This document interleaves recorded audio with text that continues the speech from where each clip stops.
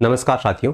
चतुर्थ श्रेणी कर्मचारी भर्ती में विभाग आवंटन के बाद में जिन जिन अभ्यर्थियों को जो जो विभाग मिला है उसको लेकर हर अभ्यर्थी कसम में है कि हमें क्या काम करना पड़ेगा। कल मैंने आपको जो शिक्षा विभाग से रिलेटेड वीडियो प्रोवाइड करवाया था कि एजुकेशन डिपार्टमेंट अगर आपको मिला है तो आपको क्या क्या काम करना पड़ेगा, तो उसके ऊपर बहुत सारे अभ्यर्थियों ने भर भर के कमेंट किए कि सर चिकित्सा विभाग के बारे में बताओ, हॉस्पिटल के बारे में भी बताओ कि अगर हमें पीएचसी मिलता है तो भी हमें क्या काम करना पड़ता है, सीएचसी मिलता है तब हमें क्या काम करना पड़ता है, या जिला अस्पताल मिलता है तो हमें क्या काम करना पड़ता है। तो चिकित्सा विभाग के बारे में आज अपनी इस वीडियो में बात करेंगे।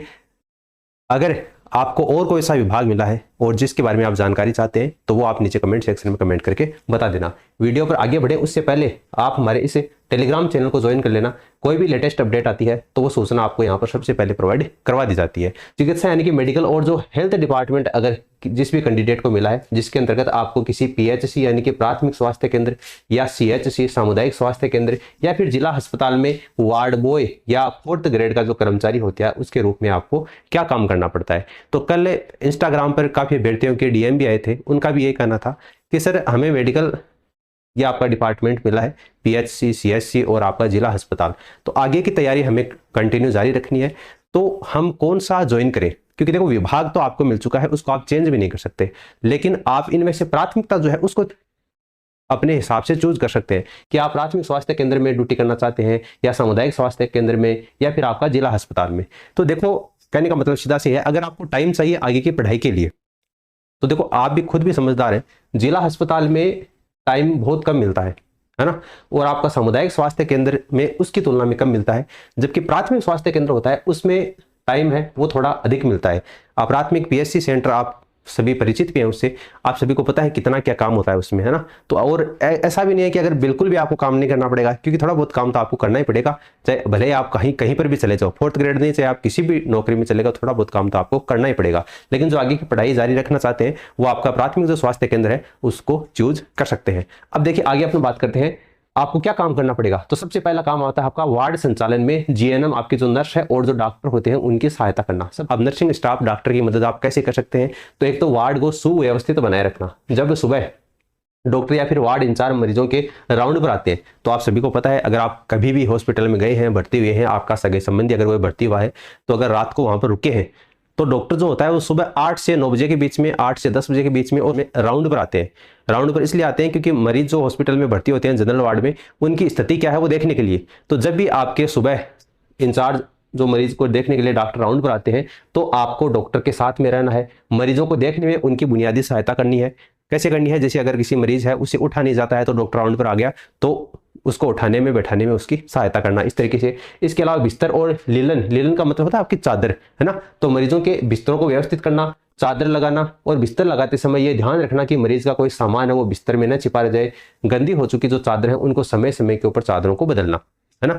तो ये काम आपका मुख्य रूप से वार्ड में होता है। इसके अलावा मरीजों को लाना ले जाना, यानी मरीज अगर खुद नहीं चल कर आ सकते तो उनके लिए व्हीलचेयर की व्यवस्था करना, स्ट्रेचर की व्यवस्था करना, वहां पर उनको बिठाकर बाद में अस्पताल के दूसरे जो विभाग है, जैसे अगर डॉक्टर ने कह दिया कि इसका एक्सरे करवा कर लाना है, इसकी सोनोग्राफी करवा कर लाना है, तो स्ट्रेचर पर बिठाकर उनको उस विभाग में लेकर जाना, और अगर वहां जैसे उनका काम पूरा हो जाता है तो वापस उनको जनरल वार्ड में लेकर आना। और अगर किसी मरीज की हालत गंभीर है तो हॉस्पिटल ने जैसे उनको रेफर कर दिया दूसरे हॉस्पिटल में, तो वार्ड से लेकर एम्बुलेंस तक उसको व्हीलचेयर में या फिर स्ट्रेचर पर बैठाकर एम्बुलेंस में बैठाने तक सुरक्षित पहुंचाने की जो मदद करना, ये आपकी 4th ग्रेड के कर्मचारी की ही होती है। वार्ड बॉय या 4th ग्रेड कर्मचारी एक ही बात है।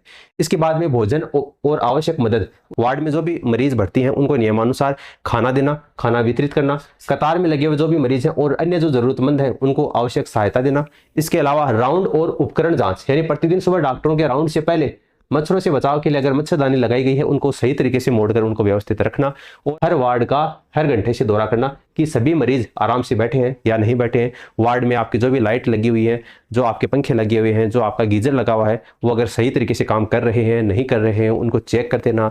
अगर कोई खराबी है तो उस वार्ड से संबंधित जो भी इंचार्ज है या जो भी जीएनएम आपका है उसको सूचना देने का कार्य कि आपके 4th ग्रेड कर्मचारी का होता है। अब आते हैं हम उस पॉइंट के ऊपर जिसको लेकर आप सबसे ज्यादा डरे हुए हैं, और वो कौन सा, आपका साफ सफाई का नियम, यानी वार्ड और पूरे हॉस्पिटल की स्वच्छता बनाए रखना, है ना। तो देखो सफाई की मॉनिटरिंग करने का जो कार्य होता है वो 4th ग्रेड के कर्मचारी का होता है।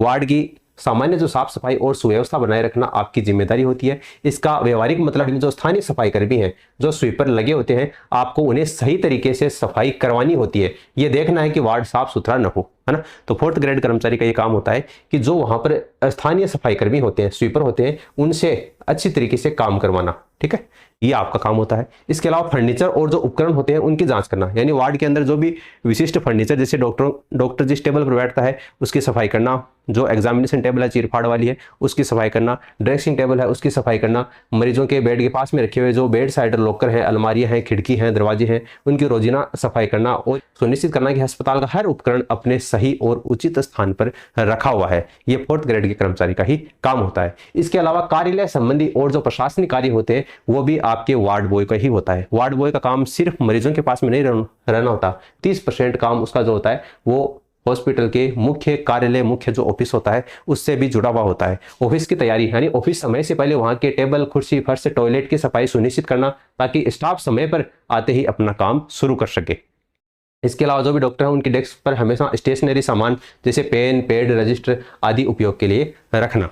और जो फाइलें होती हैं, डाक होती हैं, उनका आदान प्रदान करने का काम भी आपका ही होता है। मुख्य कार्यालय से आने वाले जो सरकारी पत्र होते हैं, आदेश होते हैं, जो फाइलें होते हैं, उनसे संबंधित जो अधिकारी होते हैं उनकी डेस्क तक पहुंचाना और ऑफिस से बाहर जाने वाले जो पत्राचार हैं उनको वापस डिस्पैच अनुभाग तक लेकर आना। तो ये काम भी 4th ग्रेड कर्मचारी का ही होता है। मेहमान और जो टेलीफोन कॉल्स होते हैं, यानी जब अधिकारी अपनी सीट पर नहीं होता है या फिर वो व्यस्त होता है तो आने वाले जो सरकारी फोन कॉल्स होते हैं उनको अटेंड करने का काम 4th ग्रेड कर्मचारी का होता है। और ऑफिस में आने वाले जो भी विजिटर्स होते हैं, जो आगंतुक होते हैं, जो मरीजों से मिलने के लिए आते हैं, ठीक है, तो उनको सही तरीके से बैठाने की व्यवस्था करना और अगर वो डॉक्टर से, अधिकारी से मिलना चाहते हैं तो उनको लाइन से भेजने का काम भी आपका ही होता है। इसके अलावा बाहरी और वित्तीय कार्य भी होते हैं। अधिकारियों के निर्देश के अनुसार अस्पताल में सरकारी कामकाज या डाक को पोस्ट ऑफिस पहुंचाना और वहां से डाक लाने का काम भी आपका होता है। स्टोर का सामान एक जगह से दूसरी जगह में शिफ्ट करना और अस्पताल के लेन देन के लिए या सरकारी खातों के काम को स्थायी बैंक जाकर चेक, नगद जमा कराना या पासबुक में एंट्री कराने का काम भी 4th ग्रेड के कर्मचारी का ही होता है। इसके अलावा कुछ अन्य महत्वपूर्ण कार्य होते हैं, ये भी करने पड़ते हैं, जैसे वार्ड की सुरक्षा व्यवस्था बनाए रखना, यह सुनिश्चित करना कि तय जो विजिटिंग आवर्स होते हैं, यानी आप मरीजों से मिलने के लिए जाते हैं तो जैसे कुछ घंटे डिसाइड होते हैं कि रात को 9 बजे के बाद में किसी भी आपके गार्जियन का आना अंदर अलाउ नहीं है, तो वो ध्यान रखना कि कोई भी फालतू में बाहरी व्यक्ति वार्ड में प्रवेश ना करे।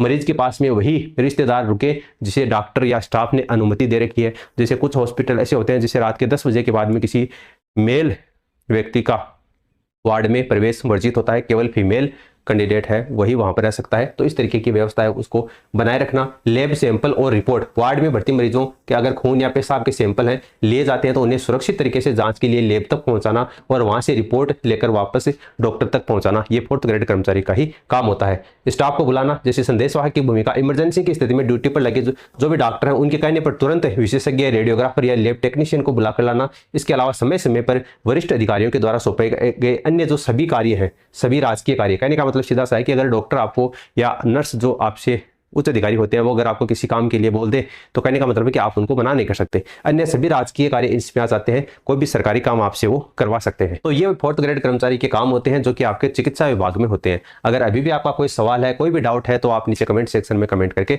पूछ सकते हैं। अगर आप किसी और विभाग पर वीडियोस आते हैं तो आप नीचे कमेंट सेक्शन में कमेंट करके बता देना।